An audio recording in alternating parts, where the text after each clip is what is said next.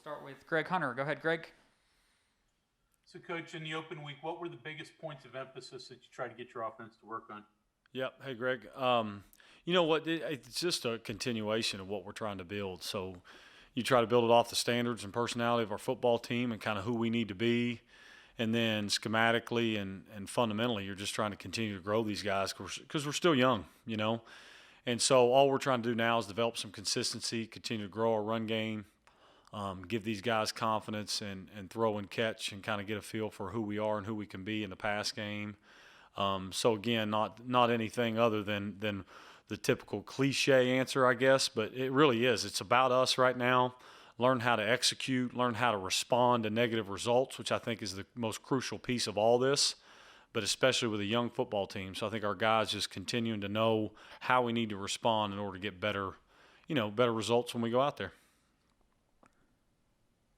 Next question is from Cody Nesper. Go ahead, Cody. Hey, Jarrettd. So Neil told us that the wide receiver reps are probably going to look a bit more even this week.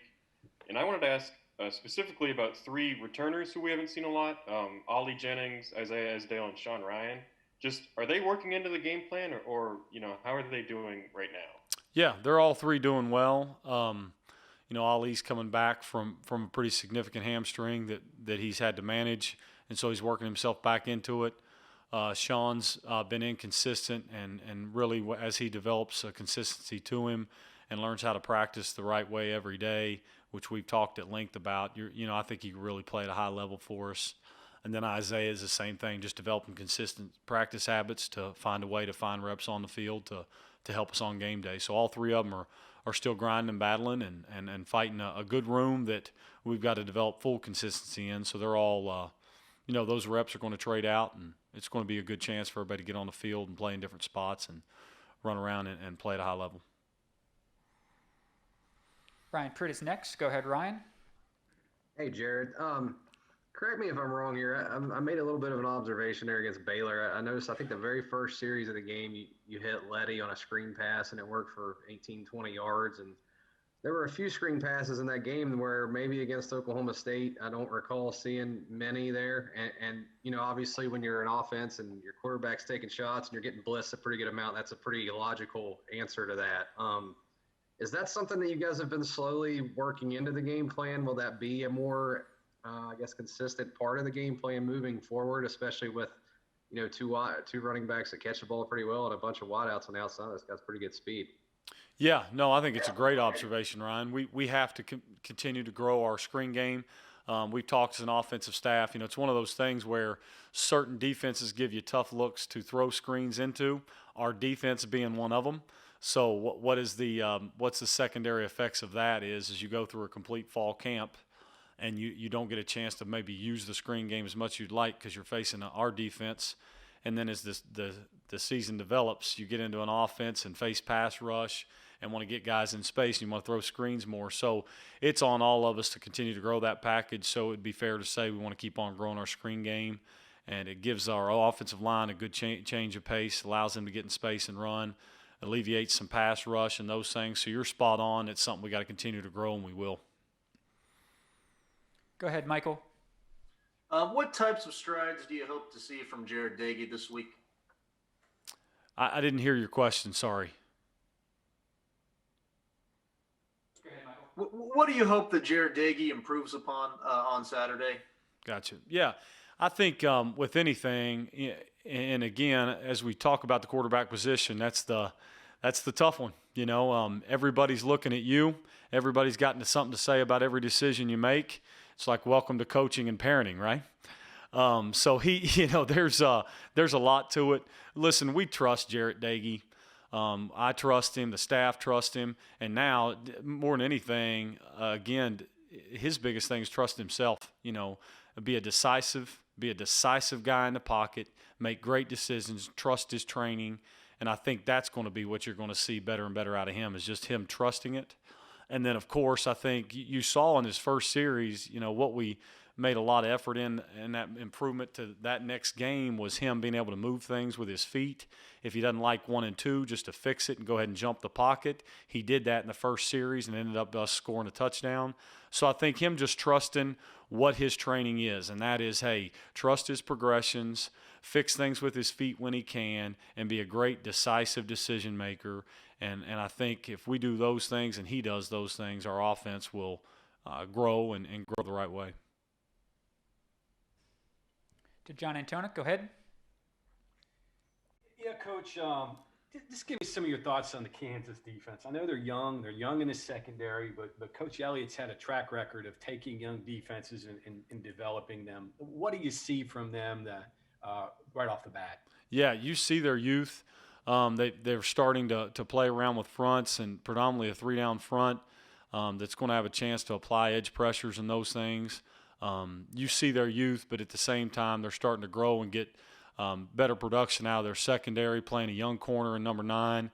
The linebackers kind of stick to the box, but their defensive front is going to move on us and give us different looks, and especially in primary yardage situations, short yards and those things, you're going to see different fronts that always make you be on point because you've got to be able to ID correctly. And so a big point for us in these off weeks and 2 weeks has been to prepare in communication to make sure we ID correctly. There's a lot of respect there with Coach Elliott. I know him and Coach Brown have a history that dates back through Kentucky as well. So got a lot of respect for what he can do in a young front. And anytime you play a 3-down front with multiple ways to get to different things and blitz packages, we've got to be on point in our communication, or else that equals tackles for loss or sacks. Back to you, Greg. Jarrettd, was wondering about the status of Sam Brown. Started the first game. I don't believe he's played the last 2. Just where is he now? What's he need to improve on? What's he do well? Those type of things. Yeah, it's a good question. With any young special player that's got a chance to really show great promise, dating back to all the way back to the days at Marshall when we played some young guys. And I think the biggest thing is if you're not careful, those guys in playing game 1, which we had to do because of some other circumstances, that puts a thought in many people's head, media, parents, family, the player, that maybe that it's that easy. And I don't think that it's fair because Sam Brown is special and he's going to be a great player. But as I've said, coaching's good parenting. You know, he's got some habits that what we've discussed about that he's got to continue to grow upon, and being accountable and knowing what it means to be a great player all the time and not just on game day. So that's all he's doing. He's growing like every freshman has to. You know, he's learning how to practice the right way. He's learning how to be at lifts at 6 a.m. on time and ready to work, and embracing what it really means to be a college football player on a consistent basis. And he and I, Coach Brown, have had at-length conversations about him continuing to learn that, because as he learns that, it develops trust not only in him but for himself. And then once he breaks those habits and knows what it means to be a consistent, detailed football player on and off the field, I think we'll all see how special he really is. And to answer your question in full, he is really embracing, especially the last 2 weeks, he is embracing learning what that means and understanding that we've got his best interest at heart and learning to be that. Because if we ignore those little things now, they get multiplied later. You know, and what he's learning is we're trying to have his best interest at heart for him to form great habits that are going to make him special long term, and not just trying to get him out there on the field and find results on game day in the short term, which I think is a very slippery slope. So I know that's a long answer, but we think very highly of him, and he's just learning how to be a college football player. That's all, you know, and he's going to be a very good one. Last couple in the queue here, Coach. We'll start with Ryan Pritt. Hey, you know, as Neil was talking about earlier, you guys are about to embark on a series of 5 games in 5 weeks, which is unlike anybody else in the league, obviously a long stretch. And, you know, as he pointed out, your passing game numbers are actually pretty decent, except for really the main problem is getting the ball down the field. And obviously that's a bunch of different factors, I'm sure, that you could go into. But I guess with that kind of stretch looking at you, with you coming off of your last bye until mid-November, how important is it this Saturday to kind of get some success on that end, get some confidence on that end with that kind of stretch looking at you right in front of it? Yeah, I think we all know that answer, right? We better have some good results and improve. But yeah, if you're not careful, that's why I've always, like I have said going through this, if you got to be very careful of what stats you kind of let enter your mental real estate, so to speak, because they matter. Nobody's going to say they don't matter, right? But if we're not careful, you'll let things affect you way too far one way or the other. And that's the results-driven business that gets, very slippery as well. So I think that, of course, we need to push it down the field and find ways to get the ball vertical better. That's on us as a staff. Me and Coach Brown are responsible for making sure we get it done, and then it's picking the times to do it.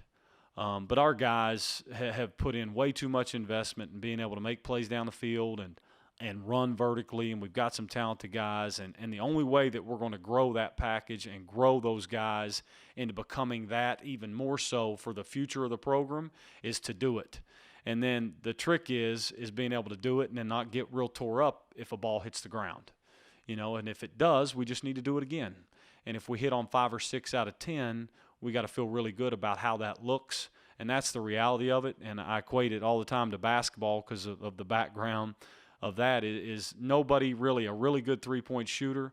Stephen Curry doesn't worry about missing a three-pointer.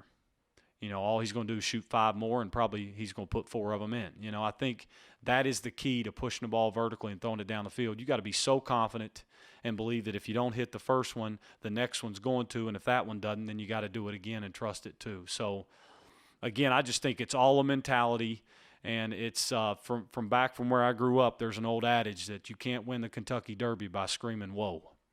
And it's the same thing in being an offensive mindset type team and who we are in offense. We don't want to sit there and say, whoa. We want to say go, go, go, push the thing, trust our guys, empower them to be confident, and then see what the results are after the game. Okay, Mike, go ahead and take our last question. Jarrettd, how's it going? Great. How are you? I'm doing great too. Thank you. I had a question about Jarrettd, but something you said piqued my interest about the trust. Did he lose that for a little bit? Was he uncertain or maybe not as tight with that as he wanted? And secondly, all the stuff you're talking about with mechanics and routine, and correct me if I'm wrong here, he seems pretty comfortable, pretty confident moving around outside the pockets or handling RPO stuff and shifting and throwing too. How much of that stuff can you give him that's on script a little bit, but also lets him improvise some? Yeah, I think I don't think he lost trust in himself per se, but I do think that anytime you don't have the successful outcomes that you're hopeful for or know that you're prepared for, it'll stun you. I think it does that in any profession. I think it does it to us as coaches, players, everything. So then the greatness lies in the one that's able to stand back up and say, all right, we're good. I got shocked a little bit here. Let's go. And I think he got to that point, but it was kind of a tough run in the last game where you have a little bit of bad luck, then you make a bad decision, we get hit, things kind of snowballed, and being able to stop the snowball is vital for him. I do think that he has become a great decision maker in our RPO game, and it showed up for us and helped our run game.